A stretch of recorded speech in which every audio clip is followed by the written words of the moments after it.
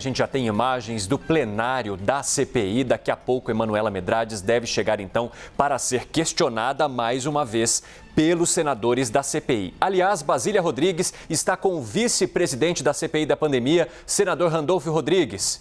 Vamos lá, Basília. Bom dia para você. É isso, olha, mais um dia de CPI da pandemia por aqui no Senado Federal, exatamente. Muito bom dia, Evandro Cine. A gente está aqui com o vice-presidente da comissão, Randolfo Rodrigues. Obrigada pela entrevista. Bom dia, Basília. Bom dia, Evandro. Bom dia a todos os telespectadores da CNN. Ontem, a depoente Emanuela Medrades saiu daqui dizendo que estava exausta psicologicamente e fisicamente. Hoje, então, o depoimento ele promete ser cansativo e o senhor sentiu da tentativa de depoimento ontem que ela foi alvo de violência psicológica, como a defesa afirma? Olha, em primeiro lugar, Basília, se tem alguém que não é afeito à prática da violência, em especial em relação às mulheres, é a nossa parte na Comissão Parlamentar de Inquérito.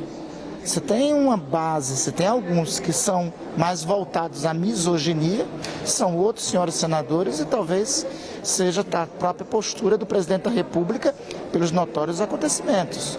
Nós tivemos toda a tolerância possível, reconhecemos a exaustão que ela deve estar, que nós também estamos.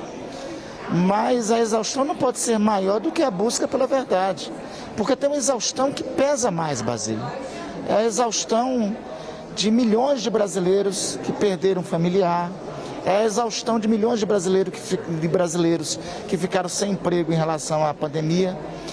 É o desejo, talvez, que algumas famílias brasileiras tivessem nesse momento de terem um membro de sua família exausto, mas em casa e vivos, e não estarem. Essa exaustão pesa mais a responsabilidade sobre nós e eu espero que pese em relação à doutora Emanuela.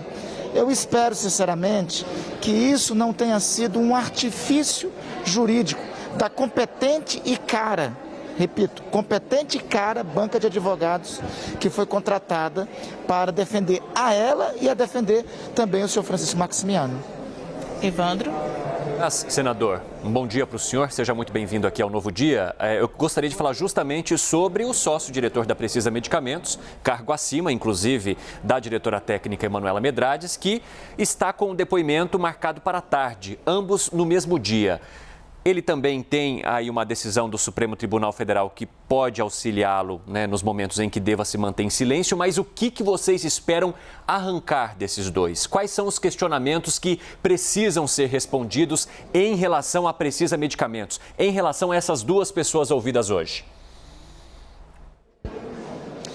Evandro, primeiro, assim, é importante a decisão de ontem do Supremo Tribunal Federal, que estabeleceu os limites sobre o direito ao silêncio para não se incriminar.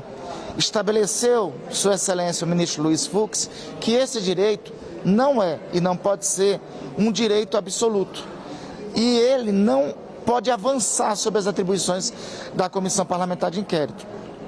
Será um desafio, Evandro e Basília, hoje, para a CPI, buscar resgatar a verdade a partir de questionamentos que claramente não incriminem os dois depoentes. Até agora, da parte desta empresa, da parte desses dois personagens, nós só temos visto uma ação coordenada de obstacularização das investigações. Uma ação coordenada, lamentavelmente, inclusive combinada com os agentes do governo federal. Senador, até para quem está em casa aí tentando entender como é definido o passo a passo da CPI.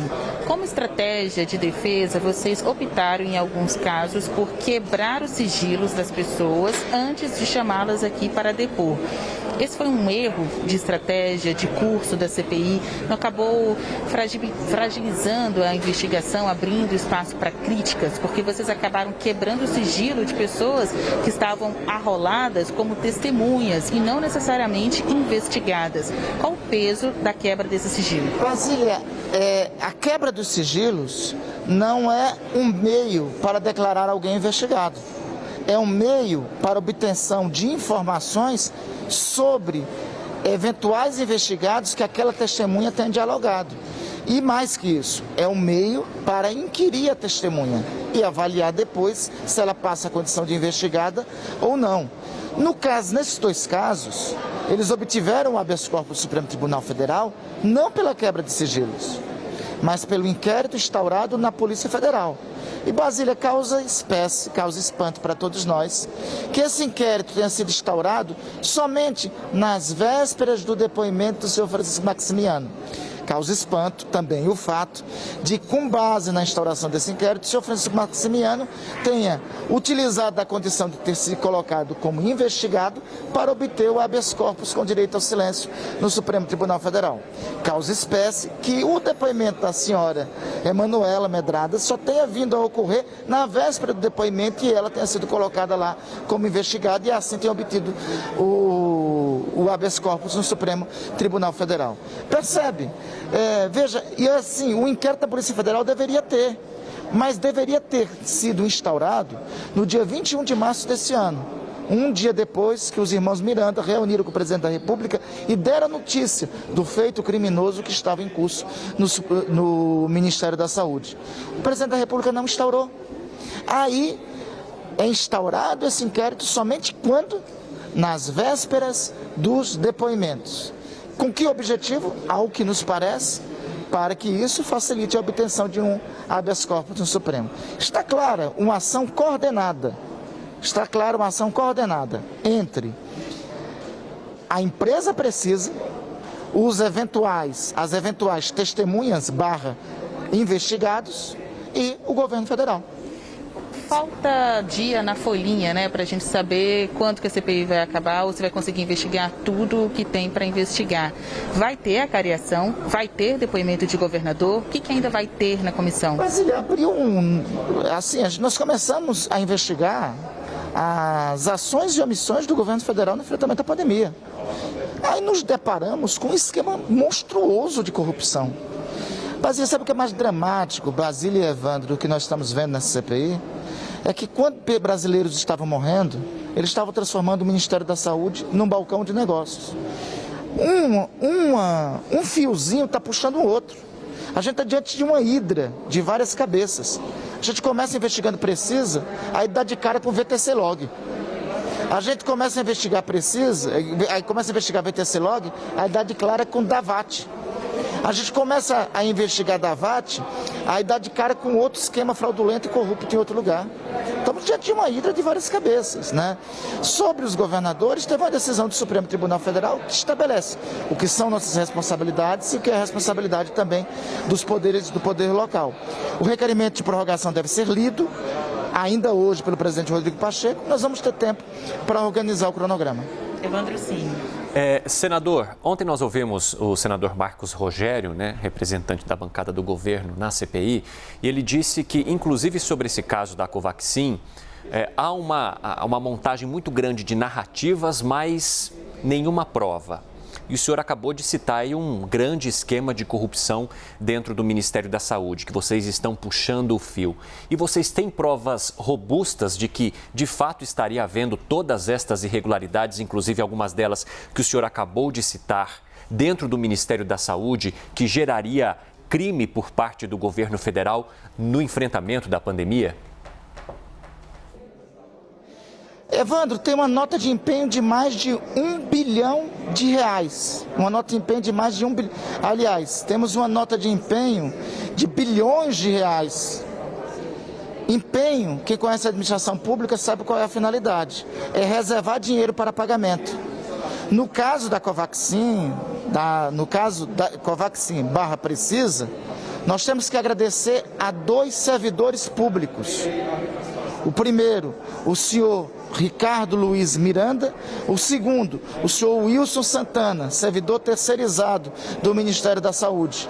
Esses dois são 2 heróis que impediram a execução de um invoice de $45 milhões. Evandro, deixa eu lhe relatar só uma situação. E inclusive vamos inquirir sobre isso. Todos os pagamentos pedidos pela Precisa eram invoices em moeda americana e com uma empresa que tem sede em um paraíso fiscal como intermediária. Perguntamos para todo mundo, esse procedimento é normal? Não, é atípico.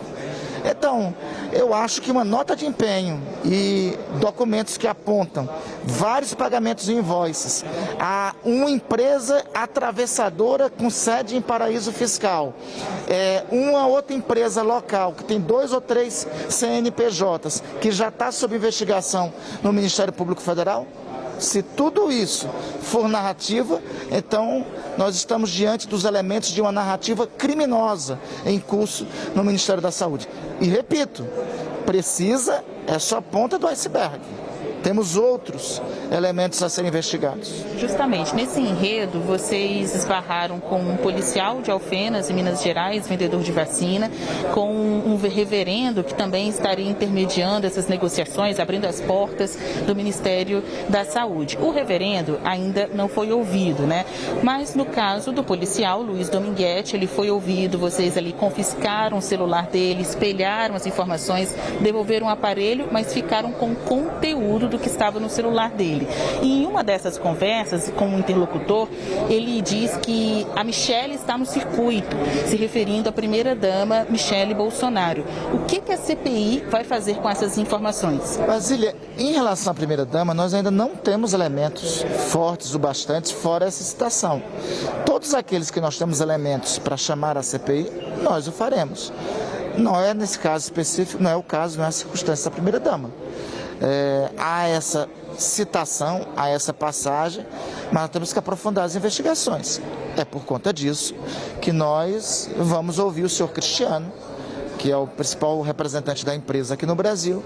É por isso que nós convocamos também o reverendo Hamilton para prestar depoimento. Não foi possível por circunstância de saúde agora, mas nós o ouviremos se houver o recesso, logo após o recesso em agosto. Sim. Rapidamente, senador, vocês também pretendem ouvir Onyx Lorenzoni depois de todo esse imbróglio envolvendo as notas, as invoices da Covaxin?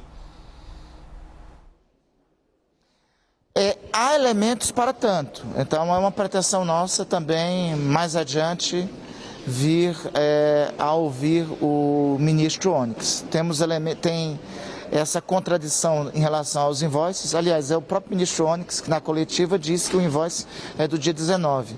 Narrativa essa que foi modificada pela base do governo depois para essa data do dia 22 a partir da perícia feita pela empresa. Para vocês verem como a empresa está compliciada com as próprias ações do governo. Então, há uma expectativa de também ouvirmos o senhor Onyx, provavelmente em agosto. Essa confusão de datas é um elemento interessante na investigação que a gente acompanha, porque dependendo se foi 18, 19, 20 ou 22, dá para saber se Luiz Miranda, o deputado e seu irmão, realmente estavam com a nota fiscal naquele encontro. Não temos mais dúvida sobre o dia 18, não temos mais dúvida pelo próprio ministro Onyx, não temos mais dúvida pela própria Manuela, que em audiência pública aqui no Supremo Tribunal, em audiência pública aqui no Senado, chegou a dizer claramente que a data do invoice tinha sido dia 18. Senador, só para completar, o ministro Onyx Lorenzoni pode ser trazido para cá. E o ministro Walter Braga Neto, ele hoje é ministro da Defesa, mas até pouco tempo estava na Casa Civil, chefiava algumas reuniões relacionadas à pandemia. Os senhores também têm o interesse de trazer o ministro para cá? Há essa proposição, temos elementos para tanto e é uma ideia de requerimento que deveremos, antes do recesso, vir a apreciar. Antes do recesso? Então, daqui a pouco, hein? É com você, Evandro Cima. Basília Rodrigues, senador, também Randolfo Rodrigues, vice-presidente da CPI aí no Senado Federal. Muito obrigado, viu, pela participação ao vivo. Basília, se você parar mais alguém, nos chame, que a gente vem com entrevista ao vivo também, claro, né?